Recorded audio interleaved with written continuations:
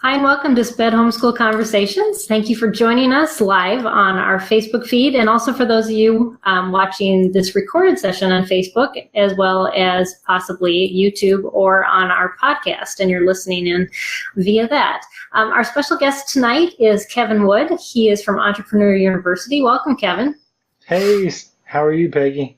Good. I'm glad to have you here tonight. I'm excited about our topic. We're going to talk about how homeschoolers benefit from entrepreneurship. Yes. And we're talking about our students and how they benefit from that.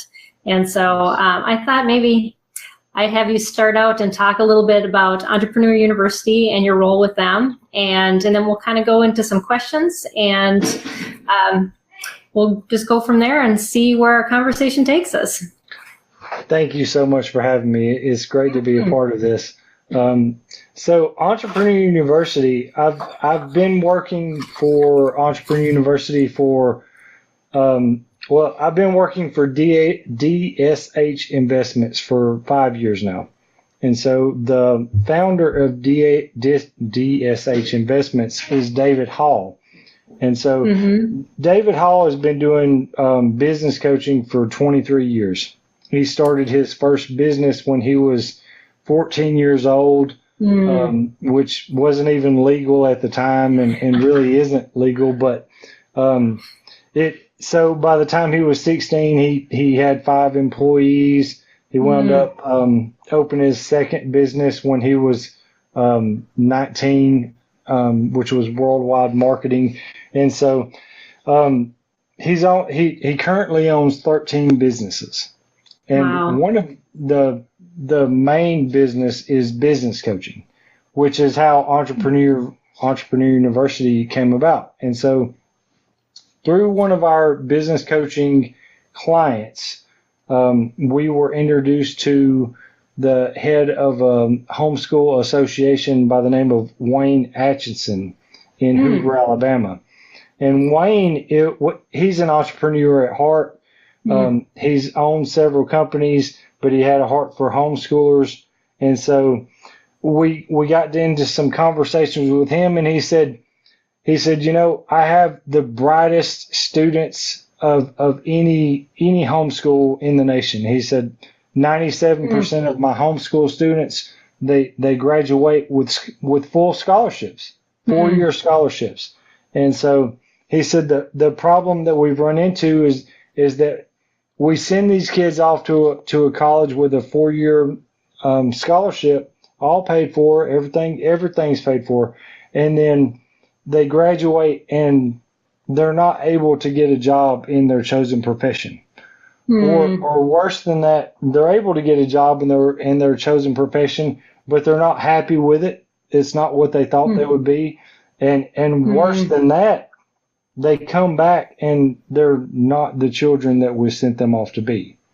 And so, so through the 4-year process of indoctrination that college has become, and them requiring you to take classes that are not necessary for you to get a good education, all of a sudden these kids become strangers.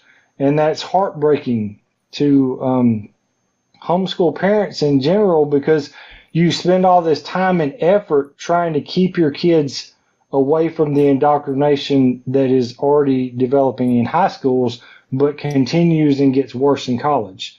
And so through the conversations that we had with him, he said, you know, we would love for you to be able to take everything that you've learned and put it into some kind of curriculum that we could teach our kids. And so it was a huge undertaking. It was a huge effort, but what we came up with was a 4-year curriculum, and everything is based on the 8th grade level, because what we found is a lot of people who have graduated high school are still on 8th grade level. And so if you make everything on an 8th grade level, it's understandable. And so it's across the board, everything is on an 8th grade level. But the challenge is, if they're dependent on the maturity of the child, they need to be at least at 8th grade level to start. And so what we developed was a 4-year curriculum that kids could start as early as 8th grade And we have started some earlier than that, depending on their level of maturity. Okay. And so it's a case-by-case basis, but just across the board, we usually say 8th grade. If you're in 8th grade, you can start it. And so basically, Entrepreneur University it's a 4-year curriculum. If they start with us in the 8th grade, we will teach them everything that they need to know to be successful in business based on everything that we coach on with our current business clients and former business clients. And so it's all encompassing, and it's more about the foundational things that most business owners have no concept of. So I mean, there are tons of people who open businesses. It's very common for people to say, "Well, I can do this myself. You know, why am I working for somebody who's paying me a certain amount per hour when I could just do this myself?" And they have no concept of the things that go into business that makes a business person successful. So what we found is the majority of businesses fail within the first 3 years, if you're lucky to make it that far. Right. So your milestones are the 1 year in business. If you make it past 1 year, you're probably going to make it to 3. If you make it past the third year of business, you're probably going to make it to 5. If you make it past 5, you're going to make it to 10. And I know that sounds cliche and it's profiling, but it's statistics is what it is.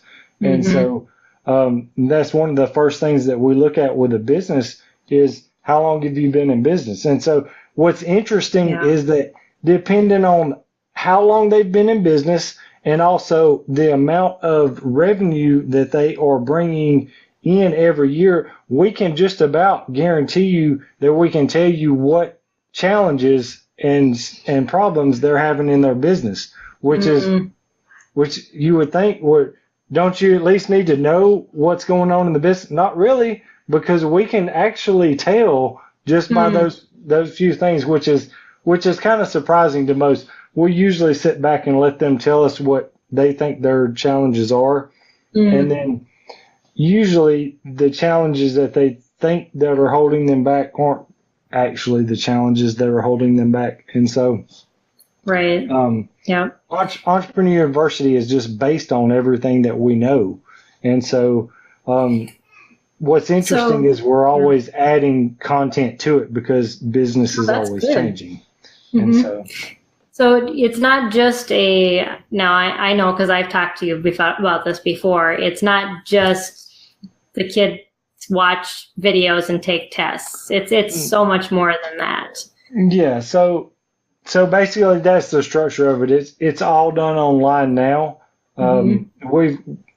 So the kids go on there and they print off a worksheet and they watch the videos. And this is for all ages, which is one of the misconceptions that we got.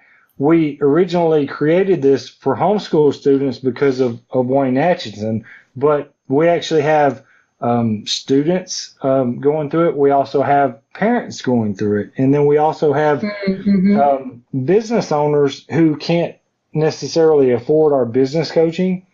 We send them through it if they can't. And so it's for all ages. So, I mean, it's not just watching videos and filling out worksheets and taking tests. It's also the mentorship that goes along with it. So we have an active Facebook group. All of the students have access to my email and my phone number. So, I mean, we've had a few situations where students felt like they weren't getting it. So they weren't doing so well on the test. And their parents were looking at their grade and they're like, well, we're paying for this and you're not doing so well. And so, they called up there. We had a phone meeting. Sometimes it's even in a person meeting, depending on where the student's located. Where they live. But in all of those situations, it's not that the student's not getting the information correct. It's that they're not applying it correctly in the test phase. And so, and that's one of the things one of the biggest challenges with high school in general is that not every kid learns the same. And exactly. I'm sure that all of the followers of this group have experienced that. And exactly. It's like, my kid is so intelligent. My kid knows all of this stuff, but for some reason they don't do well on the test. And we know that they're smart, way smarter than the test. Some kids just aren't good test takers. I saw a really interesting analogy, and it was actually on Facebook, and it was the video had a monkey and a fish bowl with a fish in it, and they were saying to pass this test you have to climb this tree, and so the monkey was going to be great at it, but the fish wasn't, and so you're asking two different individuals to take a test that's designed for a specific type of person, and so all of our courses.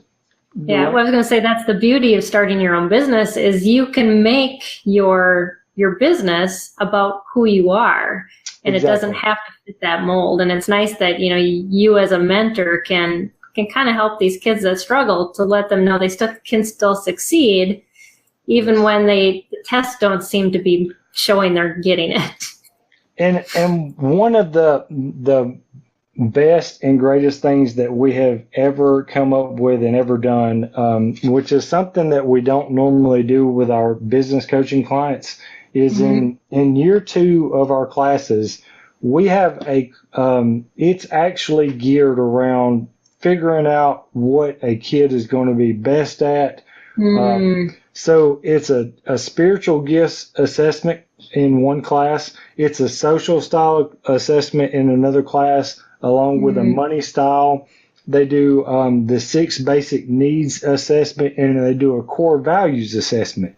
And so all of these different tests culminate into us being able to narrow down into 4 or 5 categories what a kid would be most successful at, and not only be most successful at, but feel most prosper or feel most fulfilled at. And so because that's very important. I mean, you can have a successful business, and there's a lot of people who do, and then they sell it off because they're not getting personal fulfillment out of it.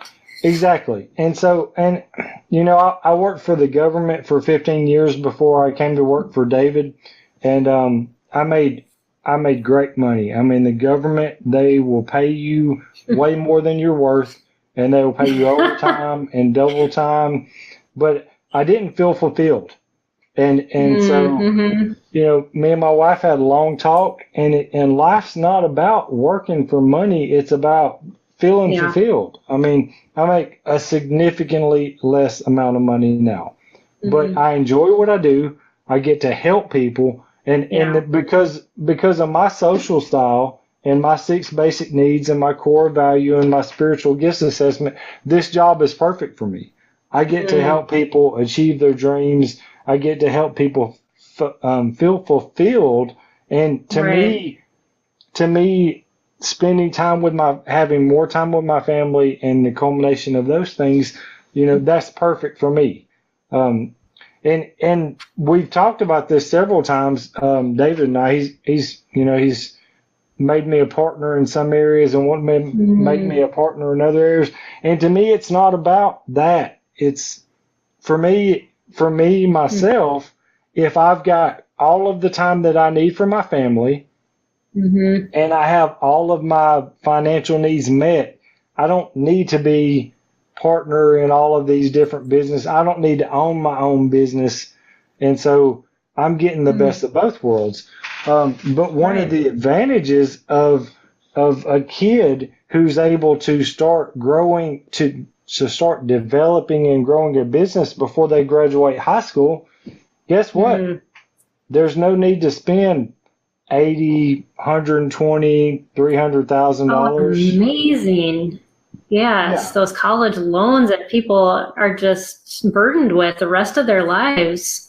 And the federal government has made it mandatory for anybody to be able to get a student loan. And so you can rack up college debt all day long and get a degree that's worthless. somebody Right. with a degree in cultural science. Where are you going to get a job that pertains to Right. cultural science? So, I mean, and that's the most frustrating thing to me is that these college advisors will tell you, oh yes, cultural science is a great degree to pursue, and then but where are you going to get a job doing that? I mean, Right. a kid racks up $120,000 in debt minimum, and then they're sitting there with a degree that they can't use, plus these student loans that they can't pay for. Now, what we have found is that there are certain things that you need to go to college for. If you want to be a lawyer, yes, you need to go to college. If you want to be a doctor, please go to college. I don't want somebody operating on me that has not went to college. Right. My wife is a nurse. She loves playing in guts, and that is weird to me, but that's what she loves. That's not me. You have to go to college for that. She would love to be a surgeon. And we're actually looking right now at sending her back to get her master's, and possibly another 4 years after that for her to become a surgeon. Those kind of things definitely need a degree. Yeah. Well, there's a wide spectrum, all the way from people that, are looking at those types of careers that need college. And got my oldest doing the same thing. He's going into biomedical engineering, which again needs a degree. But my second said, I'm not going to college. I don't want to rack up the debt. I mean, he was very smart about it, and he wants to see the world. So he's got plans now after his gap year this year to do some very creative job hunting. But I think that's really cool. And I think homeschoolers in general think this way more than the general public, is that there are alternatives, because we start out having alternative schooling already. And so it gives our children, I think, more leeway to make those decisions themselves too. And that's a good thing. And so I love what you're doing, and especially, promoting this to homeschoolers, because they are a group that is much more open to taking this path. Well, they're not contained in a box, as we like to say. They're all different, and that's one of the things that we found. Some of them like to do their schoolwork early in the morning. Some of them like to do it in the afternoon, but they get to conform everything to how they want to do it, which is one of the challenges. If you try to go to a traditional college or even transfer into a traditional high school, all of a sudden they're put in this box and they don't know how to act, and it doesn't feel right. And so what we do understand, though, is that some people do need to go to college. And so the difference is, so if somebody wants to go to college to be a doctor, that's great. If they want to own their own practice, that's completely different. So they still need to go to college to learn how to do all of the things that a doctor does, but they also need to take courses that we offer in accordance with it. So when they do graduate, they can actually open their own practice, because people think all the time, well, I'm going to become a doctor, I'm going to become a lawyer, and I'm going to open up my own practice once I graduate. Well, but they have no business background. Right. And what's worse is that there's so many colleges now that offer business courses. They offer MBAs and all of those type of things. Most of the things they teach you, though, have nothing to do with what you actually need to know to be successful in business, which is sad.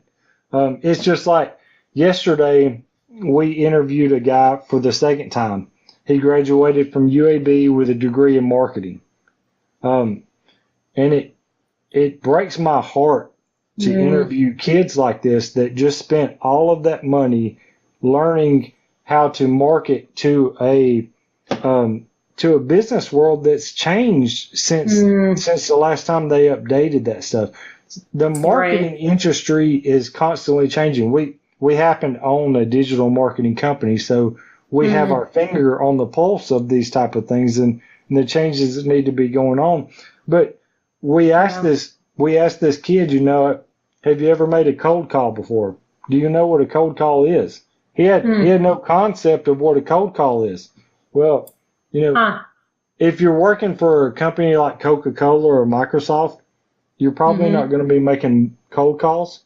But for all of these other businesses in the area, you're probably going to have to make at least one or two of them on top of some other things. And so, oddly enough, we hired him because he had the right attitude.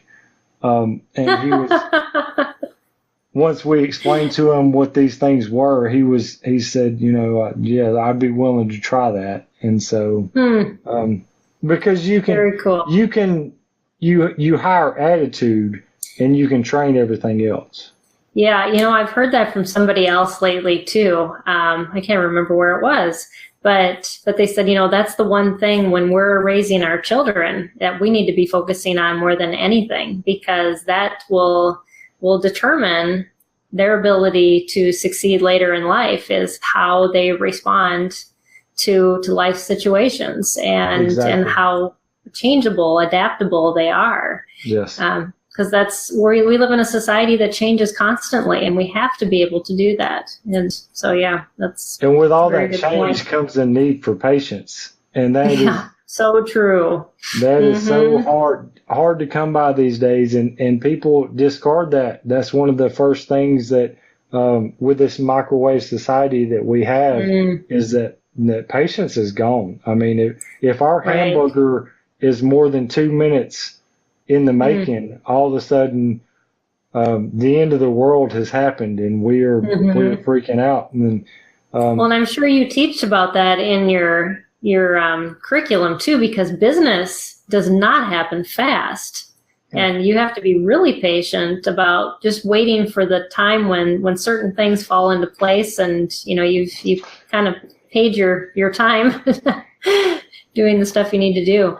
That is in the curriculum. There's our curriculum is so vast. I mean, you're talking about 4 years worth of material. It basically focuses on leadership, equipping, attitude, and I just drew a blank for some reason. Oh, wait a minute. It's leadership, equipping, attitude, and relationships. So, and that's one of the biggest things is relationships. Is we get so busy with the tasks of doing a business that people forget that your people are your greatest assets, and to make time for those people. And so I loved when I saw that you focus on those relationships, because I don't think there are many business classes that talk about that. And here you've got the biggest things. Yeah, that's one of the biggest things. If you're moving up and there's not people moving up with you, then you're not actually moving up. You're stepping on people's shoulders to get above them. And so exactly. And this was a hard lesson. I mean, I teach this stuff, so I literally teach this stuff. But just a quick story. We hired somebody. We hired somebody back in January to help out. David had known him for a long time. He's a really sweet guy, very nice guy. Do anything in the world for you. Always asking, can he get you anything? Can he, asking you about your calendar, about your schedule. And I was super stressed out when we hired him in, because I had taken on some extra responsibilities, and just him stopping me to ask me about appointments on my calendar that I already knew about. Just really, at the time it frustrated me. Like, why is he bothering me to ask me about things that have nothing to do with him? And I didn't take the time to connect with him, and so it didn't take but about a month or so, and then all of a sudden David had called me in his office and said, "Hey, what's going on with you and this guy?" And I said, I just ain't got time for him. I've got my job plus this other job I'm doing plus this other thing going on, and I'm, just trying to keep this company afloat during this particular time.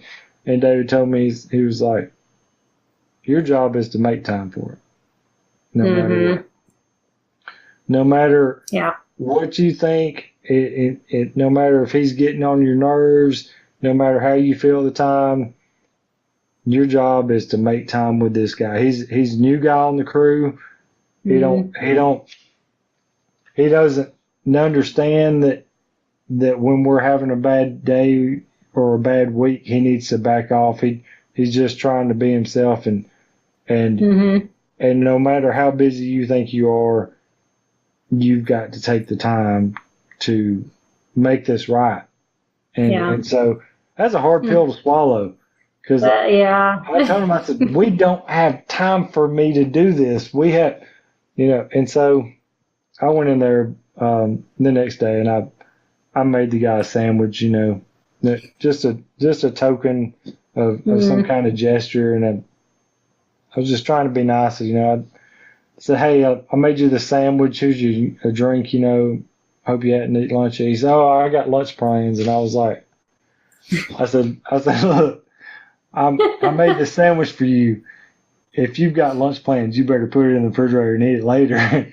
And from then on, me and the guy hit it off. I'm not going to lie to you and say that sometimes he doesn't still get on my nerves, but before I speak, and I also understand that that's just him trying to connect with me and trying to have a conversation with me. And so for me to be a leader in the organization, I need to have that connection with him, even if it just means answering all the stupid questions he's got and talking about things that don't matter, that he has no part. I just, but that's part of it. And that's something that you don't think of as the relationship aspect of it. And so, if you look at it, you think about how we've structured school and with our children, and how they've learned to just learn the information and spit it out. It's not about the relationship at all with either the parents, the teacher, or even the fellow students in the room. But when you get out into the real world, what is it all about? It's about the relationships that you have. Exactly. And so choosing to teach your child that, all about relationships and the importance of making that part of your business practice is very, very neat. And that's one of the classes that I love that we have is it's on social styles. And so there's 4 different social styles. Just not to bore you with it or get too deep into details. There's amiables, which are people. There's expressives, who like to stand out, and they're the life of the crowd. There's drivers who like to get things done, and there's analyticals, who are just big, detail-oriented people. And oddly enough, people who are on the autism spectrum are highly analytical. They're usually analytical. And so through that particular class, we teach people how to communicate better with all of the 4 social styles. So we have a test that helps them figure out what kind they are. And then it also helps them determine what other people are. And so from a conversation that you're having with somebody like me, and depending on their surroundings and the clothes they're wearing and the way they shake your hand and the words that they say, you can determine which of these styles they are. And so it helps them communicate better with all of the people that they connect with. And what was really interesting is we actually have a client, his son has Asperger's.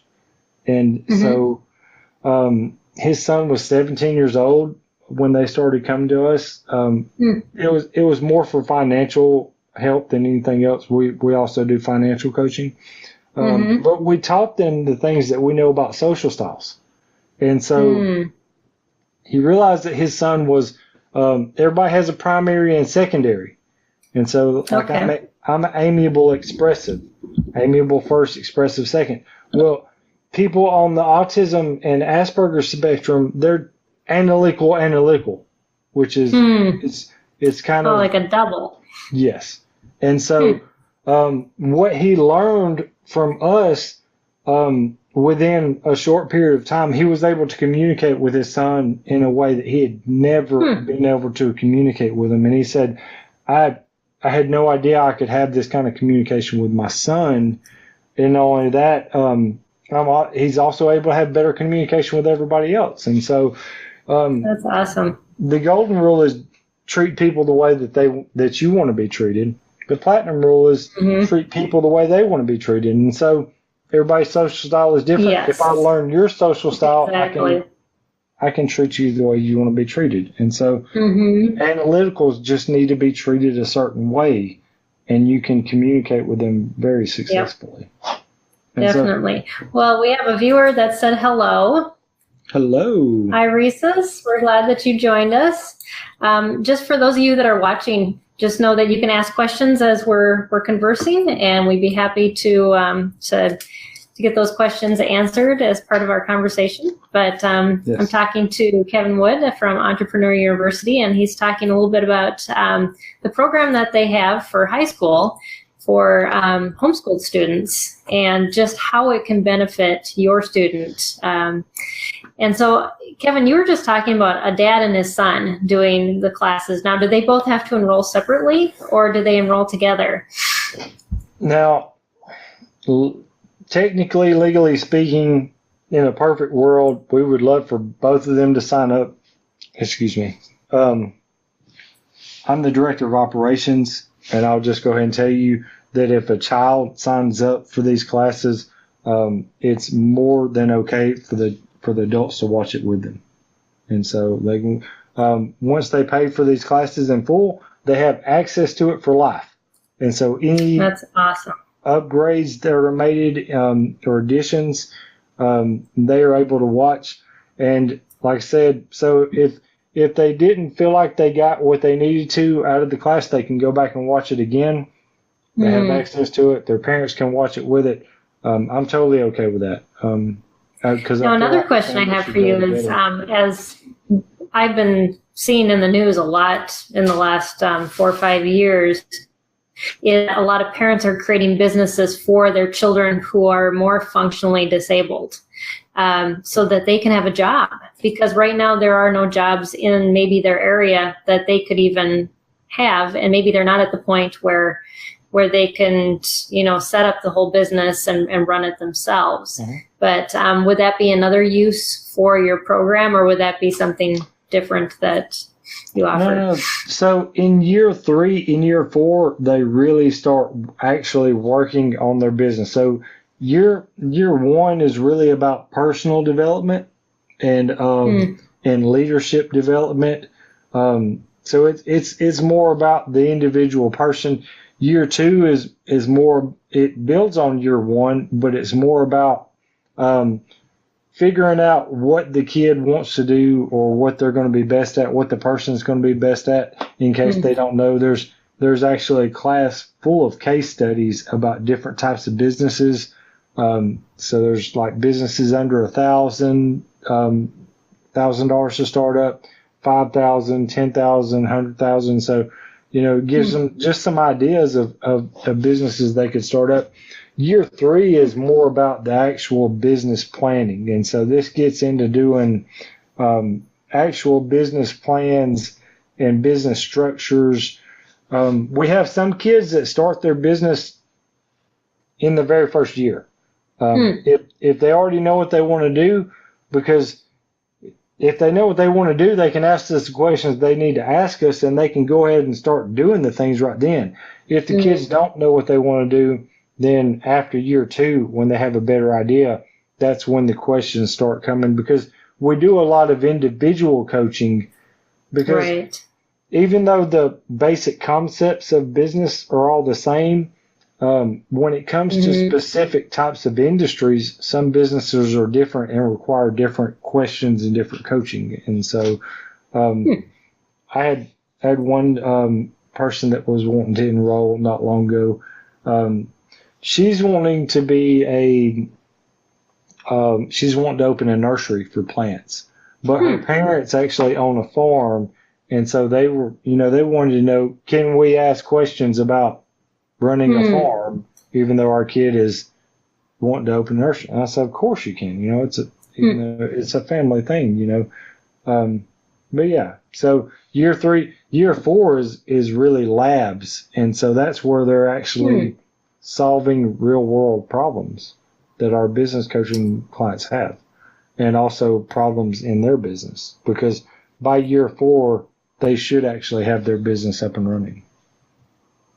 Yeah, that's awesome that it moves into real world experiences, because that's really how we learn the best. Yes. And if it was just on paper, I mean, we wouldn't, we can take so much and learn it. But when you are stuck with that dilemma and you really have to think through it and go, oh, this is where the rubber meets the road. I guess I gotta like buy into this all the way and make a commitment and do the hard stuff. What's really interesting is watching several different children, adults, look at the same problem and come up with different solutions. And that would be neat. It is. And so it's very rare that you see any kid approach it the same, because kids are very imaginative, which is one of the problems with high school, with our high schools and our colleges, is that they restrict this creativity and this. I mean, these kids are naturally trying to think outside the box because they have no concept of what a box is until we show them what a box is. And so if you're able to nurture that creativity and innovation, kids can achieve things that you and it would blow our minds. I mean, it's looking at the same problem, just developing different solutions. And so it's really important for us to nurture this creativity and innovation at a young age, so it can develop by the time they get to high school. And by the time they get to high school, it's just going to be like, try to hold them down at that point, because they're going to be so right. Awesome. Well, and I think that for people that my generation, I find that having my son around and having a business of my own, I listen to him because he does some work for me, and he thinks of things that I would never have thought of doing that have been so successful because I've stopped and listened to him. And that's sometimes hard, but for all you older people, definitely listen to your kids. Don't squash their creativity, or even in their schooling, when they do something that wasn't the way you taught them, but it still works or is creative. Yeah, definitely encourage it, because those are the types of kids that are not going to come out cookie cutter. And unfortunately, we grade kids on cookie cutter, standards until they're done with college or high school. And then we grade them on their creativity, because that's what the world does, isn't it? And so why is it so backwards? It's just, but we think that this is the way to success, and it really isn't. It definitely is teaching our kids how to be entrepreneurs, how to think outside the box, how to, do things that, like we were talking about, being relational and knowing who you are. How many classes do we have in high school where we figure out who we are instead of how to know what everybody else knows? Exactly. It's so sad. My wife has been trying to get me to go back to college recently. Just because it's free, because she's a retired veteran, and so she's earned the right for me to go back to school under her GI Bill. And I keep telling her, I don't know what I would want to go back for, because I don't know what I would enjoy. Because if I go to school for another 2 to 4 years on top of what I've already done, it's definitely going to have to be something that I enjoy. Yeah. And so she keeps telling me, well, why don't you go back to school for marketing, business marketing, or get your MBA, or all these things. And I keep telling her, they're not teaching current things anymore. And I would just be frustrated. I would go to these classes and I would try to tell these people how they're wrong, and they would fail me and they would kick me out. And because I have real world experience in these things, and I know the reality of it. And those are a bunch of professors teaching me out of textbooks that were written years ago, and they're not current anymore. And so right, and they've never applied them in their own lives either, which makes it really difficult, because they're trying to teach from theory instead of from a practical standpoint. And we don't live in a theoretical world. We live in the real world. Yeah. In fact, that's one of the things that's made me able to teach the classes that we've teached or the classes that we've taught, and some of the curriculum, because we're really picky about who teaches what classes, and do you have enough experience to teach these classes?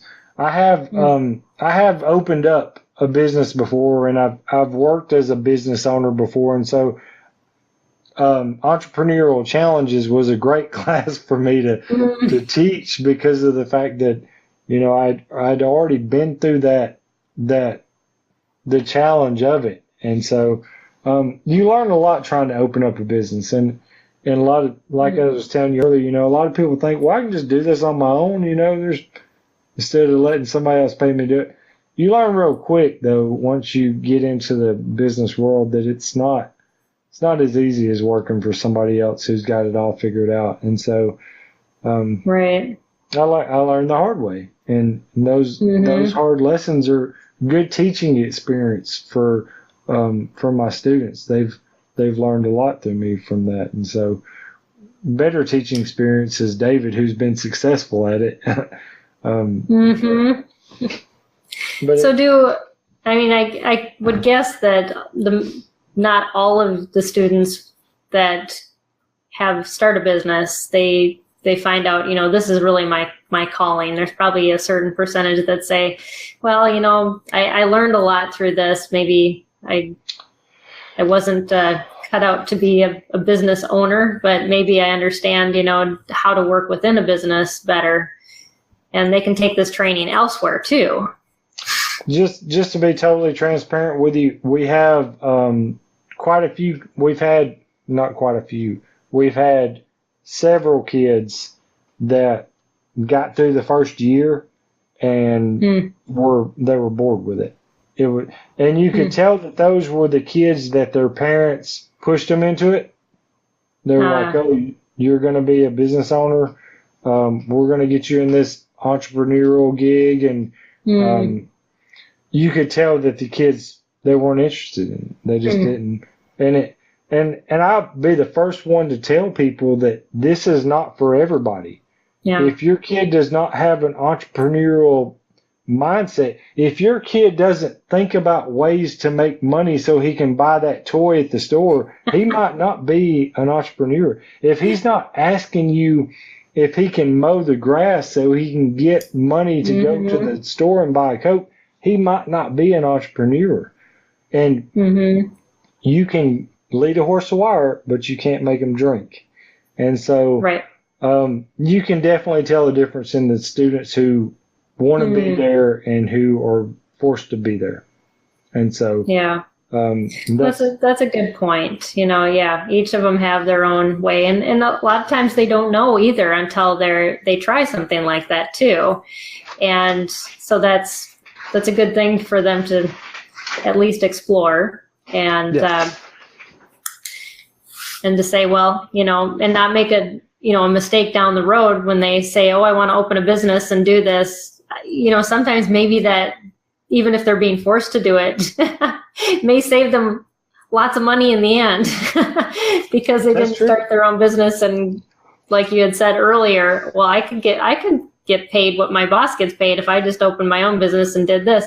But are you cut out to do that? And that's which is another thing, which is another great subject. I mean, you've got some kids that graduate from high school, and they go to college and they have no idea what they want to be. They just know that they're supposed to go to college and that they'll figure it out sometime after the second year, hopefully. And it's really a waste of money. I myself went to school to get a trade when I graduated high school because I didn't know what I wanted to do. But there's so many kids that get a 4-year degree, and they really don't like what they want, what they're doing, or they don't. There's a difference between someone who goes to college because they have a desire to learn something versus somebody who's going to get a degree. Right. My wife, for instance, she is one of the best nurses that if you were going to be in a hospital being taken care of, and she works in the OR, you would want her being in the room because she cares enough to learn all of the things that need to be learned. There are so many nurses that graduate from college that graduated with C's and just barely passed enough just to get that degree to make that money. And most kids that graduate high school don't have the appreciation of the money that's being spent or the desire to learn the things that they want to learn. Yeah, very true. Yep. Honestly, if I went back to school, I think that I might want to study astronomy. I really like the study of the stars. But wow. Well, I have a degree in physics, and I took some astronomy classes, and they weren't my cup of tea. but I you like have to have physics. But exactly. Yeah. So you go for physics, and they make you take astronomy, and that's my point. Do you need to know astronomy for physics? I mean, no. It involved a lot of formulas, so I guess if you're good at physics, you're good at astronomy. But yeah, my oldest went and got a welding certificate before he decided that welding and a trade wasn't his thing. And you know what? When he did go to college, he's been all in since because he realized that out of the choices he had in front of him, that was really what was going to get him to where he wanted to go. I haven't had to push at all with him in college because of that. And so he's just very driven. Welding is hard. I'm not gonna lie. Yeah. And plus he went to welding school in Florida where it was, 100 plus degrees and no air conditioning. And it's a tough profession. I did ballistic welding for the government for 15 years. And so I know exactly. And it was to the point to where I was willing to take a third of the pay to do something different. And so I understand completely. And so, it's one of those things, do what you want to do and be happy doing what you want to do. But more importantly than that, figure out what it is that you like. Most people just don't know that. And most people don't know their kids well enough to be able to guide and direct them. You have to pay attention to your kids, and you have to nurture the things. That's a really good point. And, those high school years that, we're talking about are those times where we need to, as parents, really spend a lot of time allowing our children to try things. Yes. And see what they're good at and see what they're not good at and not judge them for not being good at something. Exactly. Because they tried. And that's how they find out who they are. And that's the hardest part for parents. I'm new at this parenting thing, but it's the hardest thing to let your kid try things. And I know my parents, they were the same way. Just letting your child try something and fail because we don't want our kids to fail. And that's a hard lesson for us to learn. Yeah, definitely. So we've got about 10 more minutes. I wanted to talk to you a little bit. In your program, do you tell parents like how many credits this is worth, your program, or how many hours? is it a full curriculum for a year, or is it a partial curriculum? So the way that the classes run, or they're consecutive, we normally run them consecutively with the homeschool year. So the kid still gets all of the breaks that they normally get. Although it can be taken, you can start it any time of the year, and it's a self-paced course. there is only one class that can count as a math credit, and that's in year one. It's a business and this personal and business finance. So that counts for one math credit. Some of the other courses, they may be able to count as electives, but as far as going towards your degree, the point of Entrepreneur University is for them to not to have a piece of paper at the end of the course, which we'll give them that. We give them a certificate. It's more for them to have something tangible and have a business. We have one kid that made $7,000 the first year. And so do you think he cares about a certificate that says I'm an entrepreneur? No, probably not. he's excited about the fact that he's able to make money.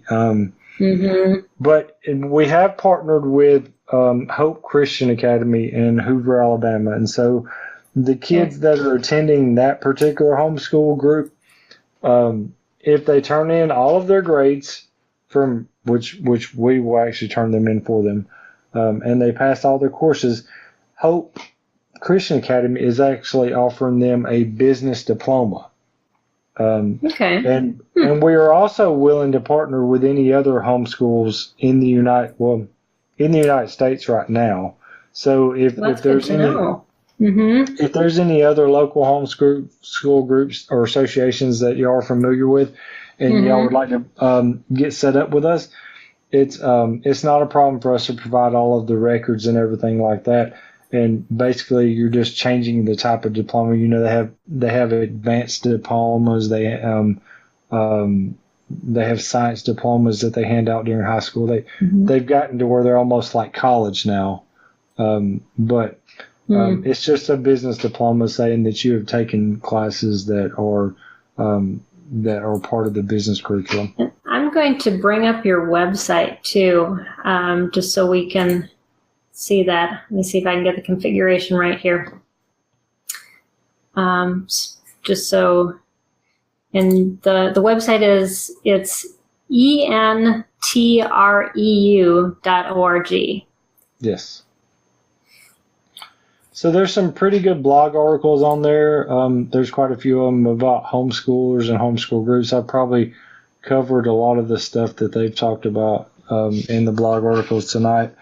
And then there's a list of all of the classes that they can take. So we do sell all the classes individually, but we also have a year 1 bundle. We have a year 2 bundle, a year 3 bundle, and a year 4 bundle. And so that's just for the kids it's discounted if they buy it a year at a time versus the individual classes. Because we do actually sell this to business owners too, and we don't give them the discount that we give homeschool groups. So if you're affiliated with a homeschool group or homeschool association, and that also includes immediate family, and so if we've got some parents that are like, hey, that sounds like a good idea for me, the discount also applies to you. The discount coupon or the scholarship code, as we like to call it, is HSLDA, which a lot of HSLDA? Yes, a lot of people are probably familiar with that because just like the Homeschool Legal Defense Association. Yes. So that's the discount code. Yes, and it's all capital letters. If you go and click on change that. Do what? So if you go and click enroll in the school, it's free to enroll. It's free to enroll, and then you can purchase any of the classes. When you click purchase class, it'll ask you for some more information. And at the bottom, it'll have a place that says coupon codes. You can type in that HSLDA, and it's 50% off of the course prices. And so it's typically $3,600 for 1 year of all 5 classes. And so it knocks it down to $1,800 per year, which is payable in 12 monthly payments. And so once the 12 payments or the one payment has been made of 1800. The classes are yours forever. And so it's, like I said, it's something that can be gone over. It's timeless material. It's evergreen material, but we do make updates to it regularly.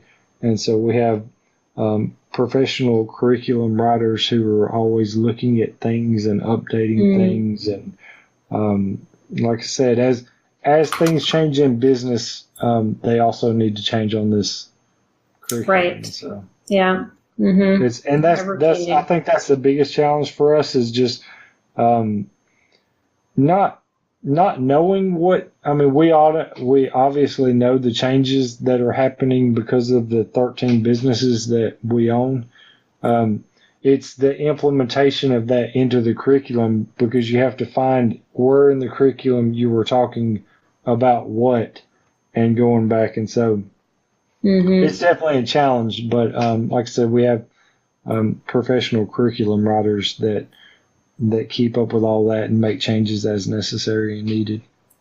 That's awesome. And, I just really think that, the hands-on approach to mentoring is so important. And to offer that is over and above a lot of what, high school curriculum I'll just be honest with you. That right in itself is the biggest value of what we offer. If you were to call up to our particular establishment and try to get a 1-hour appointment with David, it would cost you $500. He charges $500 an hour for his time, but every time one of our kids posts a question in that Facebook group, he will spend as much time as he needs answering those questions, and that's just part, because he has a heart for young kids that want to be entrepreneurs like him.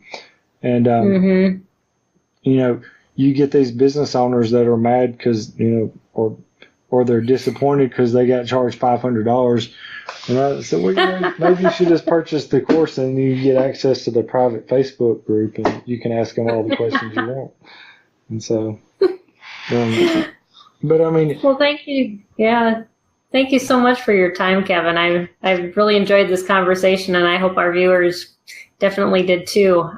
There's just so much to learn and so many different ways to think, like you said, outside the box on the future for our children, and how entrepreneurship can be one of those. And especially for children who struggle in school, I think this is a really good option for parents to consider instead of a typical high school curriculum track. Yeah. And especially trying out and seeing how well they do in this. And so thank you for offering this, and just for the experience that, and like you said, the hands-on approach. It's definitely something that's been needed, for a long time. And it's nice to know that your organization is helping homeschoolers in this way. So if anybody would like to have a consultation one-on-one with me, there's a place on the website. Just click the link. You can book a calendar event with me, and I would love to talk to anybody who would like to hear more. Yeah, and Entrepreneur University is also on the SPED Homeschool website. Yes. They're one of our partner organizations. If you look under curriculum and go down that page, you can find their link, and it'll take you right there to their website. So thank you again, Kevin. It was wonderful having you. And thank you all of you for joining us on this episode of SPED Homeschool Conversations. Next week, we're going to have Kim Kautzner. She's the creative director of Write Shop, and we're going to talk about writing strategies for children with special needs. I want to thank the Learning Disabilities Foundation of America for partially funding this broadcast, and also for viewers like you. And you can contribute to this broadcast also if you go to our website at spedhomeschool.com and click on our donate button on our menu. So thank you and good night. And if you want to keep the conversation going all week, definitely join our Facebook support group where we are conversing all the time. Until next week, when I'll see you here again. Bye. Bye, Peggy. Thanks.